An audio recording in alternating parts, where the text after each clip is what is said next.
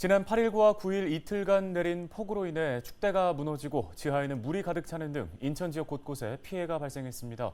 지역별로 피해 복구를 위해 구슬땀을 흘리고 있다고 하는데요. 네, 하지만 여전히 많은 과제를 안고 있습니다. 현재 인천 지역의 상황은 어떤지, 또 피해 예방 계획은 없는지 취재 기자를 연결해서 자세한 소식 살펴보겠습니다. 자, 송유찬 기자, 현재 인천 지역의 피해 상황부터 짚어볼까요?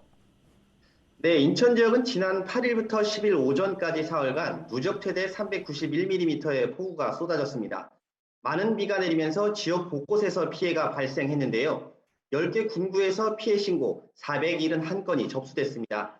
지역별로 부평구가 157건으로 가장 많았고 남동구가 93건으로 뒤를 이었습니다. 계양구도 35건의 피해가 발생했는데요.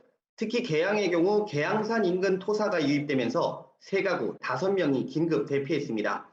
또 중구의 경우 영종도의 한 주택 옹벽이 무너져 12가구 34명이 사전 대피했고 동구 송현동에서는 벽면이 무너져 출입구가 봉쇄돼 3가구 5명이 대피하기도 했습니다. 소방서에서도 492건이 접수됐는데요. 당시 소방 인력만 1,790명이 차량 530대가 투입됐습니다. 현재까지 사망자가 없었고 부상자 역시 없는 것으로 알려지고 있습니다. 네, 그러면 지금 지역 곳곳에서 복구 작업은 어떻게 진행되고 있습니까?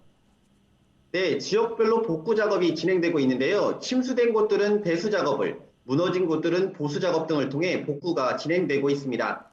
하지만 지역 곳곳에 퍼진 피해로 복구는 상당 기간 걸릴 것으로 보입니다.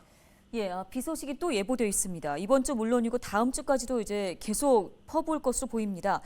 철저한 대비가 필요해 보이는데 인천시와 기초단체장에서는 어떤 대책들 준비하고 있습니까? 네, 일단 우선 부평구는 이번 폭우로 도로가 침수되면서 전국적으로 이슈가 되기도 했는데요. 폭우 피해 관련해서 향후 같은 문제가 반복되지 않도록 피해 예방 대책 논의를 시작했습니다.